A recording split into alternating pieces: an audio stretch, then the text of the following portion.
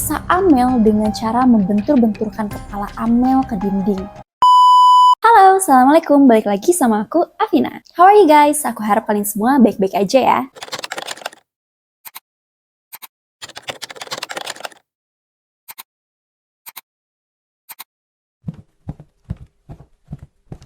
Kasus pembunuhan terkadang bisa menjadi begitu rumit apabila jika melibatkan banyak orang di dalamnya. Ada kasus yang bisa terungkap dalam hitungan hari saja, tapi ada juga kasus yang memakan waktu bertahun-tahun untuk pengungkapannya. Dan gak jarang, bahkan akhirnya kasusnya tuh ditutup tanpa ditetapkannya tersangka dan menjadi unsolved case. Sama seperti suatu kasus pembunuhan yang akan aku bahas kali ini, yaitu kasus penghilangan nyawa ibu dan anak di Subang. Yap, kasus ini tuh sempat membuat heboh masyarakat Indonesia karena tidak kunjung menemui titik terang bahkan setelah 2 tahun lamanya. Memasuki babak baru ketika belum lama ini, secara mengejutkan salah satu keluarga korban menyerahkan diri dan mengaku sebagai salah satu orang yang terlibat dalam penghilangan nyawa tersebut. Sekaligus dia pun mengajukan diri menjadi justice collaborator. Apakah ini menjadi akhir dari drama panjang kasus pembunuhan yang memilukan ini, atau akan ada plot twist lain yang akan hadir? Buat mengungkap semuanya, aku akan ceritain dulu kronologi kasus ini dari awal untuk mengingatkan kalian nih, sekaligus memberi insight untuk kalian yang mungkin juga enggak mengikuti kasus ini dari awal ya. Ini dia kronologi kasus Subang. Kejadian ini bermula tepat sehari setelah peringatan kemerdekaan Indonesia, yaitu pada tanggal 18 Agustus 2021. Masyarakat digemparkan dengan penemuan 2 jasad ibu dan anak atas nama Tuti Suhartini yang berumur 55 tahun, serta Amalia Mustika Ratu yang berumur 23 tahun. Mereka ditemukan di dalam bagasi mobil Alphard yang terparkir di samping rumah mereka sendiri di Dusun Ciseti, Desa Jalan Cagak, Kecamatan Jalan Cagak, Kabupaten Subang, Jawa Barat. Jasad ibu dan anak ini ditemukan dalam kondisi yang bertumpuk, tanpa busana dan bersimbah darah. Penemuan jasad Tuti dan Amel tidak terlepas dari peran sang suami sekaligus ayah dari korban, yaitu Yosef Hidayah. Berdasarkan kronologi yang dituturkan oleh Yosef, pada tanggal 17 Agustus 2021, sekitar jam 9 malam, ia sempat berpamitan dengan Tuti untuk bermalam di rumah istri mudanya yang bernama Mimin. Jadi guys, aku ceritain sedikit dulu nih ya, background keluarga mereka. Jadi Tuti Suhartini dan Yosef Hidayah ini tuh kan sepasang suami istri. Mereka punya 2 anak, yaitu Yoris Raja Amanullah dan Amalia Mustika Ratu ini. Tapi Yosef tuh diketahui telah menikah lagi sejak tahun 2009 lalu dengan seorang wanita bernama Mimin Mintarsih. Yang mana Mimin juga udah punya 2 anak laki-laki dari pernikahan sebelumnya. Nah, kembali ke kronologi ya. Menurut Yosef, setelah berpamitan, ia pun pergi ke rumah Mimin yang berada di desa Cijengkol, Subang. Dan karena kelelahan, mereka pun langsung istirahat. Bahkan nih guys, saking kelelahannya, menurut Yosef, yang biasanya dia bangun sebelum subuh dan sholat di masjid, pagi itu tuh dia kesiangan dan baru bangun di jam 5 pagi. Dan sekitar jam 7 pagi, ia pun pulang mendatangi rumah Tuti untuk mengambil sepatu olahraga dan stick golf karena rencananya tuh dia mau pergi main golf pagi itu. Nah, tapi nih setelah sampai di sana, betapa kagetnya dia karena mendapati pintu rumah dalam kondisi terbuka dengan bagian dalam rumah yang berantakan. Jadi kayak habis kemalingan gitu ya guys. Nah, bukan cuma itu aja. Selain berantakan, ternyata Yosef juga melihat banyak bercak dan ceceran darah baik di dalam rumah maupun di halaman. Mobil Alphard milik keluarga ini juga terparkir dengan posisi yang nggak beraturan gitu, dengan jendela yang terbuka. Jadi parkirnya tuh nggak rapi guys. Parkirnya tuh rada miring gitu yang kayak mau nabrak tiang gitu loh. Terus jendela mobilnya juga terbuka. Nah, Yosef tuh sempat manggil-manggil istri dan putrinya, namun gak ada jawaban. Setelah Yosef cari-cari pun, Tuti dan Amel ini gak ketemu, gak ada. Nah, merasa ada yang gak beres, dia pun langsung melapor ke polisi setempat dengan dugaan perampokan dan penculikan. Nah, setelah melapor, datanglah Yosef bareng sama petugas polisi ke TKP. Tapi ternyata di sana tuh udah rame, udah dipasangin garis polisi gitu. Nah, jadi ternyata guys, saat Yosef pergi melapor, udah ada 2 orang saksi bernama Dadan dan Gogo yang melihat kaki di dalam bagasi dan mereka pun langsung menghubungi polisi. Jadi nih, walaupun Yosef yang pertama kali datang ke TKP, tapi saksi Dadan dan Gogo inilah orang pertama yang melihat bahwa ada jasad di bagasi mobil. Bukan hanya pihak kepolisian, saat itu kakak-kakak Tuti serta kepala desa yang juga masih ada hubungan keluarga dengan Tuti pun datang ke TKP. Dan mereka pun ya pastilah histeris gitu ya setelah mengetahui bahwa jasad yang berada di bagasi mobil itu adalah jasad Tuti Tuti dan Amel. Setelah tim Inafis datang nih, kedua jasad ibu dan anak ini pun dibawa untuk diotopsi dan olah TKP pun dilakukan. Di saat itu guys, dapat disimpulkan bahwa diduga yang melakukan pembunuhan ini adalah orang yang masih ada hubungan keluarga atau dekat gitu dengan korban. Karena saat diperiksa nggak ditemukan tanda-tanda kerusakan pada pintu. Jadi si pelaku ini memang punya akses buat masuk rumah mereka. Nah, pelaku juga disebut paham betul dengan denah rumah karena pelaku ini tuh langsung menuju ke kamar Tuti yang diduga sebagai target utama pembunuhan. Dan memang dari semua ruangan, kamar Tuti lah yang kondisinya paling berantakan. Ditemukan juga bekas seretan dengan noda darah yang menunjukkan bahwa setelah dieksekusi, korban dibawa ke kamar mandi untuk dimandikan, lalu kemudian dimasukkan ke bagasi mobil Alphard melalui pintu kecil yang ada di belakang rumah. Selain itu, ditemukan juga nih papan penggilasan yang biasa dipakai untuk mencuci dengan kondisi masih berlumuran darah yang disimpan di gudang. Papan inilah yang diduga digunakan untuk menghabisi nyawa Tuti dan Amel. Dengan demikian, dengan bukti-bukti yang sudah ada, pihak kepolisian menyimpulkan nih bahwa kasus ini tuh bukanlah bermotif hanya pencurian dan perampokan biasa, tapi kasus ini merupakan kasus pembunuhan berencana karena hampir nggak ada barang berharga juga yang hilang di TKP kecuali 3 ponsel pribadi milik Amel. Padahal ya guys, di rumah itu tuh terdapat uang tunai 30 juta yang merupakan gaji buat guru-guru dan ada juga perhiasan gitu. Tapi semua barang berharga itu tuh masih tersimpan rapi di tempatnya, nggak disentuh sekalipun. Nah, pelaku juga bisa dibilang sangat rapih karena hampir enggak meninggalkan jejak untuk dijadikan petunjuk. Tapi ya guys, meskipun pelaku dinilai punya pengetahuan di bidang forensik karena bisa memandikan kedua korban setelah dieksekusi, tapi ternyata di TKP itu masih tertinggal 2 DNA asing dan beberapa jejak sepatu. Nah, kasus yang sempat ditangani Polres Subang ini lantas diambil alih oleh Polda Jabar mulai tanggal 15 November 2021 karena mengalami kebuntuan. Selama 2 tahun terakhir, Polda Jabar sudah melakukan olah TKP 5 kali, autopsi 2 kali, dan memeriksa 121 saksi serta 261 alat bukti. Polisi juga mengerahkan ahli sketsa wajah, dokter kesehatan jiwa, hingga satuan satwa pelacak K9 atau K9, termasuk memeriksa CCTV juga yang berada di 40-50 titik lokasi sepanjang 50 km. Nah, terus dengan penyelidikan yang sedalam, selama, dan sepanjang itu kenapa belum terungkap ya siapa pelakunya? Nah, sebelum kita cari tahu lebih dalam, aku mau share ke kalian hasil otopsi dari korban ini untuk mengungkapkan betapa kejinya pelaku pembunuhan yang diduga bukan hanya satu orang ini.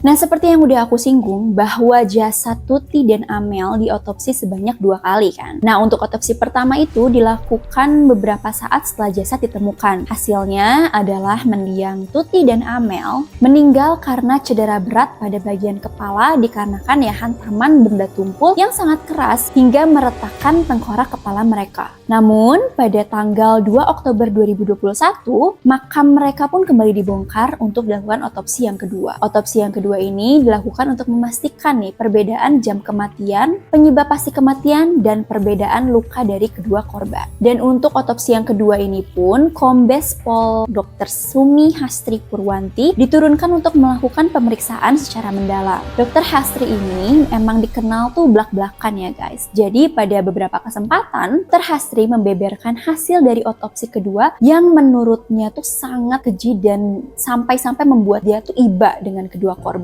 Nah, untuk waktu kematiannya, Tuti dinyatakan meninggal lebih dulu, yakni pada pukul 12 hingga jam 1 dini hari. Sedangkan Amel diduga meninggal sekitar 5 jam setelahnya atau sekitar jam 5 subuh. Nah, pada jenazah Tuti ditemukan luka akibat benda tajam dan tumpul di bagian wajah dan robek di bagian bibir. Namun tidak ditemukan tanda perlawanan yang mengindikasikan bahwa diduga Tuti dieksekusi saat sedang tidur dalam posisi terlentang sehingga korban tidak dapat melakukan perlawanan. Nah, berbeda nih dengan kondisi jenazah Amel yang diduga sempat melakukan perlawanan sebelum akhirnya tewas. Jadi di tubuh Amel, khususnya di bagian wajah dan kepala, terdapat lebih banyak luka guys. Terdapat bekas kekerasan benda tumpul daerah kepala Amel yang mengakibatkan patah tulang tengkorak, memar, dan hancurnya sebagian organ otak. Hancur guys organnya. guys. Gak kebayang ya. Lalu ada luka juga seperti sayatan di bagian bawah mata dan sejumlah luka di wajah yang mengindikasikan perlawanan dari Amel. Bahkan luka-luka pada Amel sampai membuat Dr. Hastri itu merasa begitu kasihan karena membayangkan bagaimana ia disiksa segitu kejamnya oleh para tersangka hingga akhirnya menghembuskan nafas terakhir di jam 5 subuh. Dokternya aja sampai ngerasa kasihan, sampai ngerasa iba, sampai merasa itu tuh kejam banget. Gimana Amel yang mengalami itu langsung gitu ya guys? Nggak kebayang.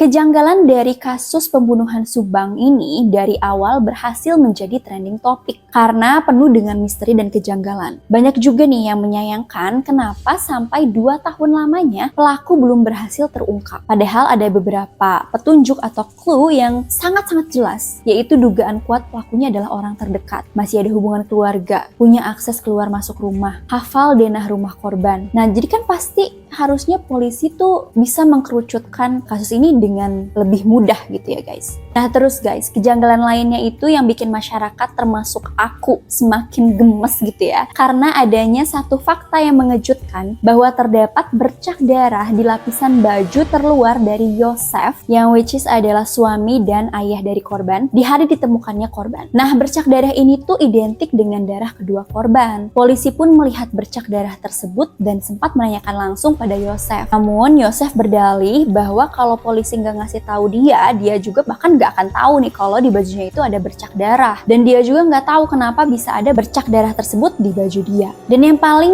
menurut aku bikin heran adalah menurut polisi nih, bercak tersebut udah ada sejak awal Yosef datang ke Polsek untuk membuat laporan pertama kali atau sebelum jasad Tuti dan Amel ditemukan. Jadi pas waktu dia ngelapor ke Polsek, langsung datang, polisi tuh udah ngeliat ada bercak darah di bajunya. Dan yang seperti kalian tahu kan, menurut Yosef dia tuh belum menemukan jasad Tuti dan Amel waktu pas dia ngelapor ke Polsek. Jadi suspicious banget ya. Tapi yang bikin aku nggak habis pikir adalah dengan penemuan tersebut. Kenapa seolah Yosef tuh kayak dibiarin aja gitu loh. Karena kan polisi sendiri menyebutkan kalau darah itu udah ada waktu pas dia melapor. Udah kayak suspicious banget gitu, tapi kok kenapa dibiarin ya? Nah kalau kalian tahu jawabannya, kalian tahu kenapa kayak Yosef tuh dibiarin aja, komen di kolom komentar ya. Bahkan bukan hanya netizen nih yang merasa gemas, melainkan Dr. Hastri yang melakukan otopsi kedua pun sampai angkat suara. Beliau mengatakan bahwa pelaku dari pembunuhan ini harusnya bisa terungkap dari 2 DNA asing yang ada di TKP tersebut. Menurut beliau, jika nggak ada kecocokan DNA dari para saksi, maka bisa dilanjutkan dengan mengecek DNA dari garis keturunan ibu.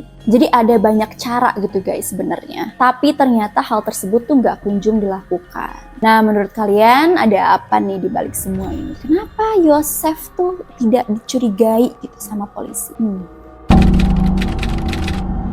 Seperti drama panjang, kasus Subang ini tuh belum kunjung tamat, bahkan setelah 2 tahun lebih berlangsung. Hingga pada tanggal 16 Oktober 2023 lalu, seorang pria bernama Muhammad Ramdhanu yang tak lain adalah keponakan sekaligus sepupu dari korban muncul dan menyerahkan diri sebagai tersangka sekaligus mengajukan diri juga menjadi justice collaborator. Menurut pengakuannya, Danu sebenarnya udah sejak lama pengen menyerahkan diri guys. Tapi dia mendapat tekanan serta ancaman dari tersangka-tersangka lain. Sehingga akhirnya barulah sekarang dia membulatkan tekad dan punya keberanian untuk membuka semuanya. Dan perlu kalian tahu ya guys, Danu tuh sebenarnya udah datang ke kantor polisi dan mengakui bahwa dia terlibat dalam pembunuhan Tuti dan Amel pada 2 minggu sebelumnya. Tapi saat itu ternyata polisi masih ragu dan belum yakin untuk menetapkan Danu sebagai tersangka. Nah 2 minggu kemudian akhirnya Danu datang lagi dan kali ini ia ditemani oleh kuasa hukumnya yaitu Ahmad Taufan. Nah barulah berdasarkan petunjuk berupa bercak darah di baju Yosef ditambah Danu yang menyerahkan diri ke Polda Jabar, pelaku utama pembunuhan akhirnya mengarah kepada suami dan ayah kandung korban yaitu Yosef Hidayah ini. Karena Danu juga mengkonfirmasi bahwa baju dengan bercak darah tersebut adalah baju yang sama dengan yang dikenakan Yosef saat kejadian itu berlangsung.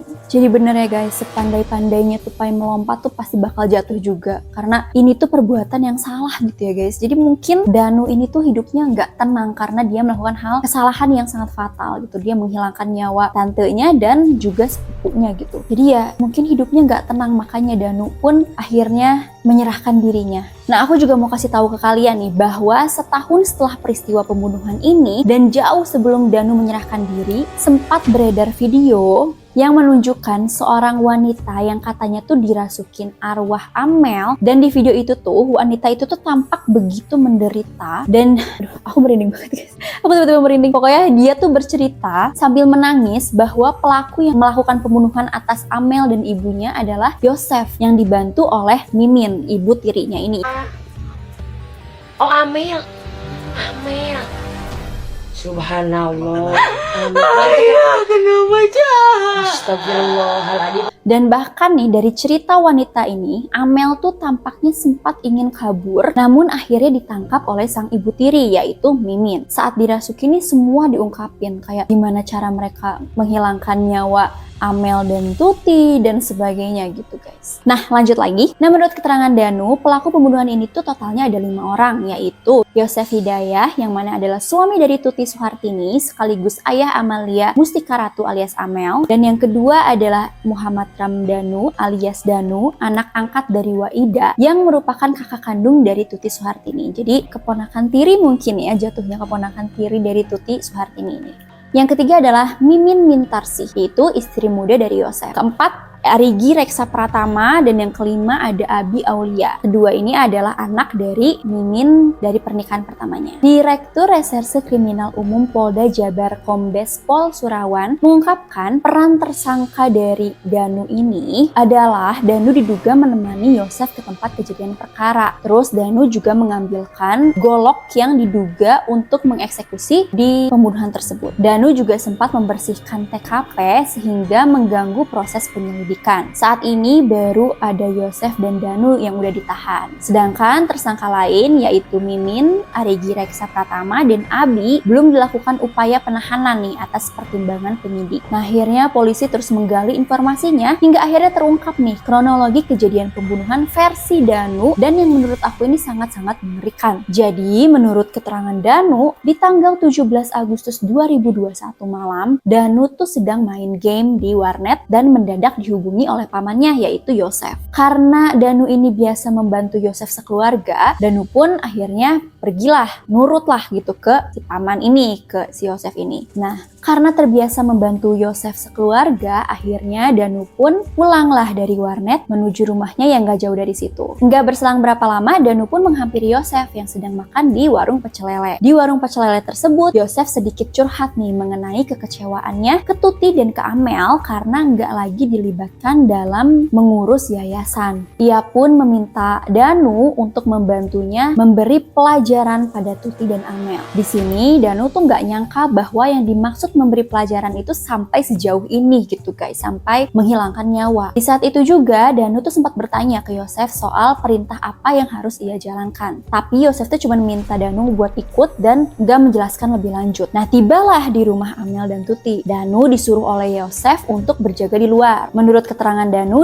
berdiri menghadap ke jalan di samping garasi rumah Tuti dan Amel. Nah kejadian ini tuh sekitar jam 10 malam. Gak lama berselang, lampu garasi mati. Nah setelah 2 jam lebih, Danu kaget karena dia ngelihat kedatangan Arigi dan Abi, anaknya Mimin ini. Diakui oleh Danu, ke kuasa hukumnya, dia tuh memang tidak mengenal jelas Arigi dan Abi ini. Tapi Dani tahu siapa Abi dan Arigi karena semasa sekolah pernah dikenalin. Gak berselang lama dari kedatangan anak-anaknya Mimin, Danu dipanggil lah oleh Yosef. Dalam suasana rumah gelap total dan cuman bagian dapur yang terang, Yosef tuh menyuruh Danu untuk mengambil golok di meja dapur. Setelah mengambil golok itu pun diambil oleh Arigi, dan setelahnya Danu diminta untuk berjaga lagi di depan. Alasannya tuh untuk jaga situasi aja gitu. Nah waktu kembali keluar rumah, Danu terkejut lah mendengar teriakan sepupunya Amel. Momen ini terjadi menjelang subuh. Kemudian Danu langsung lari ke arah kamar Amel waktu pas ngedenger teriakan itu. Di sana Danu tuh ngelihat pemandangan yang sangat mengenaskan, di mana dia melihat Amel sedang sekarat. Dalam kondisi syok, Danu semakin kaget saat melihat anak Mimin, Abi, menyiksa Amel dengan cara membentur-benturkan kepala Amel ke dinding.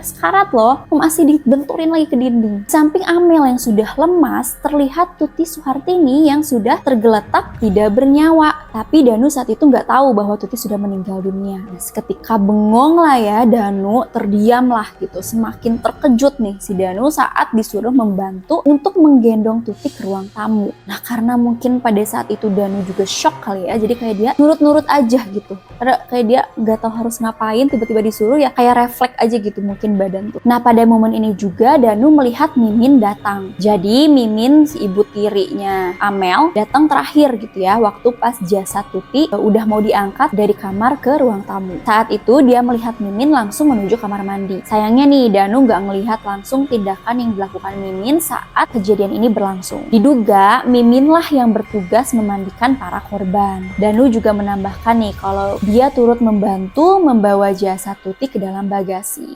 Namun untuk jasad Amel, Yosef sendirilah yang menggendongnya ke bagasi mobil. Nah, aku mau share juga sedikit nih mengenai posisi rumah yang jadi TKP pembunuhan ini. Rumah Tuti itu memang posisinya tuh cukup berjauhan sama tetangga guys. Dan di sampingnya tuh ada kebun keluarga yang sangat luas. So bisa dibayangin ya kalau malam tuh gimana sepinya keadaan sekitar TKP. Sehingga bahkan waktu pas ada terjadinya pembunuhan di rumah itu tuh, atau teriakan di rumah itu tuh, tetangga nggak denger apa-apa.